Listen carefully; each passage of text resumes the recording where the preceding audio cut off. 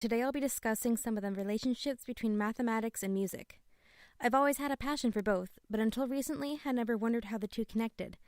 When most people hear that there are connections between math and music, they think of counting, and while there is truth to that, that is only one of many things that math and music share. In my research, I decided to delve deeper into the connections between the two subjects. Specifically, I wanted to see if any mathematical explanations exist that could describe different genres of singing, like jazz, country, and opera. But after initial research, I realized that what constitutes a genre in music is much more involved than just how someone sings, like natural voice timbres, acoustics, and dozens of subgenres. And I noticed that even within genres, some singers had better voices than others. I wanted to know why these people seemed to have better and clearer voices. To do so, I first had to explore the basics of sound waves, basic singing skills and styles, and the factors that affect them. Sound waves are waves of compression and rarefaction, by which sound is transmitted through an elastic medium such as air. The most perfect type of sound wave is the sine wave. However, these perfect sound waves usually exist only in the laboratory or on a manufactured tuning fork. With the exception of these, sound waves can be complex due to harmonics, synthesizers, and other electronic instruments, and a variety of other factors. When we hear someone sing, we hear complex sound waves rather than perfect sine frequency waves. The sound we hear is a combination of the fundamental pitch, or the note our ears are hearing at the moment, and other higher frequencies called partials. Within the set of partials, there is a subset of frequencies which are integer multiples of the fundamental frequency known as overtones, or harmonics in the music world. For example, the fundamental frequency F has harmonics at frequencies 2F, 3F, 4F, and so on. Say we have a string vibrating at a frequency of 100 Hz, or 100 vibrations per second. The sine function would look like this, and is called the fundamental tone, or the first harmonic. Then if we look at the frequency twice that, 200 Hz, we see that the wavelength is compressed to fit two periods within one period of the fundamental. This is called the first overtone, or the second harmonic. With a frequency of 300 Hz, we see that three periods fit in the fundamental's period, giving the second overtone, or third harmonic. The nth harmonic has a frequency of 100 n Hz that repeats n times within the fundamental's period. Continuing in this infinite pattern, we can see that the sum of harmonics is periodic at the fundamental frequency. This means that each harmonic has exactly enough time to vibrate according to its corresponding multiple, and at the end of the fundamental's period, each harmonic is ready to start again, exactly in step. This is why the untrained ear may not perceive harmonics as separate notes. A musical note composed of many harmonically related frequencies is perceived as one sound. The quality, or timbre as it's called in the music world, of that sound is a result of the relative strengths of the individual harmonic frequencies. So basically we take X amount of that frequency, add Y amount of another frequency, and do this for every harmonic until we have put together the whole complicated sound. In fact, we do this for an infinite number of frequencies, which is exactly what the Fourier series does. A singer can manipulate the sound of the note by changing the shape of the resonant cavities of the mouth and larynx. By doing so, the partials of a sound wave made by the human voice can be selectively amplified. As an example, when a singer produces a sound more dark and dull, like "Oh, say, can you see by the dawn's early light?" What the singer is actually doing is changing the shape of the resonant cavities in order to seemingly eliminate the higher overtones. This is known as the chest voice, or lower register of one's singing voice. When a singer produces a more bright and piercing sound, like "Oh, say, can you see by the dawn's early light?" the singer is cutting off or de-emphasizing the lower overtones. This is known as the head voice, or upper register of one's singing voice. Most of the singing we do in here is not strictly head or chest voice, but a balance of the two, like "Oh, say, can you see by the dawn's early light?" And when a singer can find the perfect balance, making all the overtones vibrate equally, the notes he or she sings sound controlled, powerful, and clear. In order to determine the different frequencies present in a sound spectrum can be used. This is usually a graph that displays each frequency measured in vibrations per second, or hertz, and its corresponding power or pressure measured in decibels. Let's look at the sound spectrum of a flute playing the G above middle C, also known as G4, which has an approximate frequency of 400 Hz.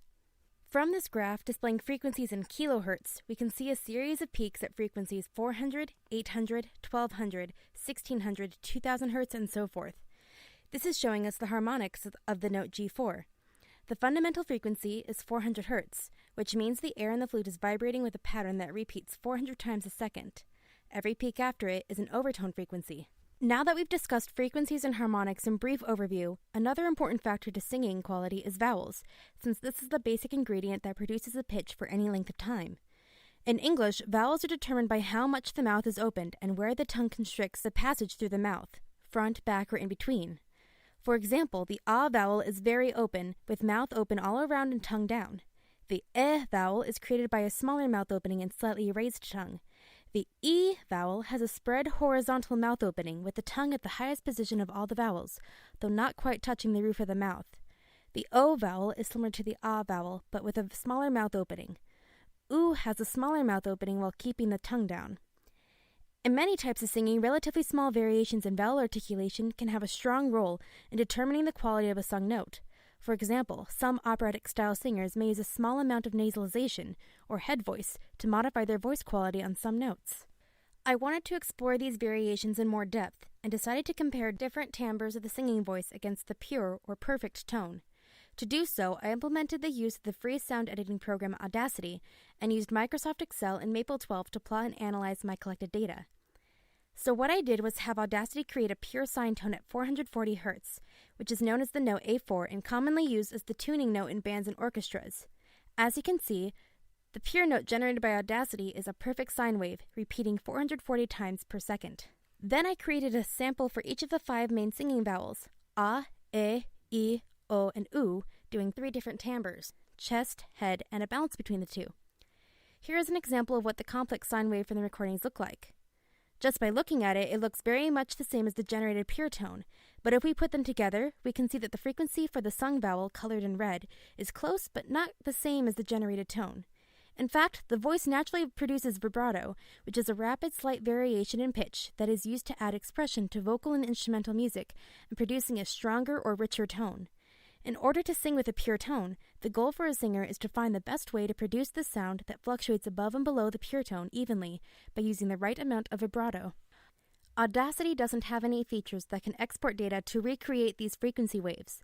The closest is the plot spectrum function under the Analyze menu. What plot spectrum does is take selected audio and using a fast Fourier transform, it can create a graph of frequencies at corresponding amplitudes. The fast Fourier transform is an algorithm to compute a discrete Fourier transform, which is obtained by decomposing a sequence of values into components of different frequencies. In short, the Fourier transform takes a mathematical function of time and transforms it into a new function with frequency as its domain. The fast Fourier transform gives a value for each narrow band of frequencies, which represents how much of those frequencies are present. All values are then interpolated to create the graph. Depending on the size chosen by the user, plot spectrum takes the selected audio, subdividing it equally to the chosen size. You can think of it similar to when you first learned integration techniques, approximating the area under a curve by finding the area of 2, 4, 6, or any number of rectangles. The more you subdivide, the better you approximate the true value.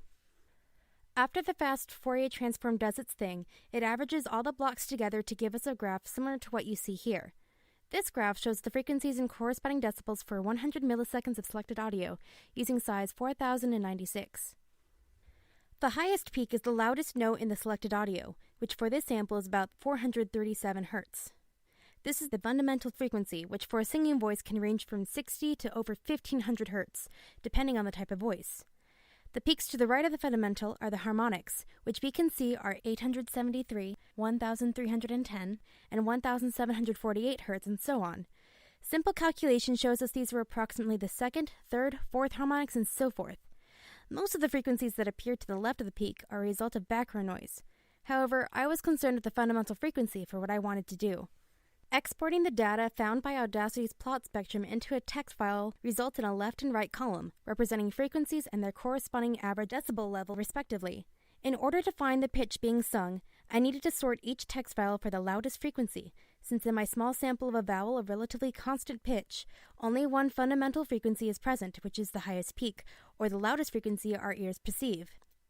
Each 5-second vowel sample had 50 subsamples of 100 millisecond plot spectrum data. After sorting through each vowel sample with Microsoft Excel, I highlighted each subsample's loudest frequency. You can see here scatter plots of each vowel in time versus frequency. As you can see, the pure tone, plotted as black diamonds, models a straight line. This is correct because the pure tone never fluctuates around a frequency of 440 Hz, since there is no presence of vibrato. Also, when we look at the sine wave of any frequency, the function is graphed using time versus amplitude, where the amplitude is loudness measured in decibels. Here, I am using graphs of time versus frequency, and therefore they will not look the same as a regular sine function. So looking at the data, it seems that for each sung sample, the frequency has 3 to 5 different values. This is due to the fact that the subsample duration of 100 milliseconds in Audacity's plot spectrum is an overall average of the subsample, and most likely due to the fast Fourier transform used to calculate the averages. It's possible that if I had made the duration of my subsample smaller, such as 10 milliseconds or even 1 millisecond, I could have found more than 3 to 5 different frequency values. However, Audacity doesn't have enough data to evaluate such small audio samples at a higher size, and setting the size option on plot spectrum for a smaller number causes the average of each frequency to be less approximate. Even for the lowest possible size, 1 millisecond is still not enough data for plot spectrum to perform the fast Fourier transform. Looking again at the scatter plots of my collected data, I wanted to see if there was a pattern. So I copied my data points into a Maple worksheet, and following an example I found to compute the best fitting sine curve for a set of data, it came up with these graphs. Again, they are plotted using frequency as a function of time, and not like what we're used to seeing for a sine wave, which shows amplitude as a function of time. So why did I fit sine curves to a data that isn't supposed to be showing actual sine waves? It's because I knew vibrato is always present when someone sings, and vibrato consists of regular pulsating change of pitch, much like a sine or cosine function. I also found a best-fitting sine curve to the pure tone data, and here you can see a close-up view of it. You'll notice that the range of the graph is extremely small. Thus, when we plot this curve with the others, it appears to be a straight line. Now looking at each vowel, it appears that most of the vowels have frequencies below the pure tone. This is most likely due to the fact that I am an amateur singer who does not possess perfect pitch, so I could have been singing slightly flat or under the pitch that was unnoticeable to my untrained ear. And it seems for the oo vowel, I sang slightly sharp or above the pitch. To put these best-fitting sine curve graphs in perspective of more than one pitch, I calculated the approximate frequencies for the semitones, or half steps, below and above the note A4, which are about 415 Hz for A flat and about 466 Hz for A sharp. Using these as the bounds for my range, we can see that my data is still pretty close to the pure tone. Ideally, the singer who sings the dark and dull timbre or quality would have the majority of the frequencies to be below the note's pure frequency. The singer who uses a bright and airy quality would have the majority of the frequencies to be above the note's pure frequency. Then, to approach the most musically pleasing sound, a singer finds a balance between the chest and head voices, so the frequencies above and below the note's pure frequency are approximately even. I also thought it was pretty interesting that the periods of the best-fitting sine curves varied among the vowels for each attempted style of singing. Almost all the vowels had a very long period for the head voice samples compared to the chest or balanced ones. This could have been due to the possibility that while singing with a higher timbre, the vibrato significantly decreased as a consequence. Our ears can tell us how various timbres used by singers can sound different, but by using math knowledge and problem-solving skills I have developed as a student of applied mathematics, I have demonstrated a small fraction of the relationship between math and music. I feel I have made an important start, and it makes me excited and want to discover more. Thank you for watching, and I hope this inspires some of you to explore the connections between mathematics and music.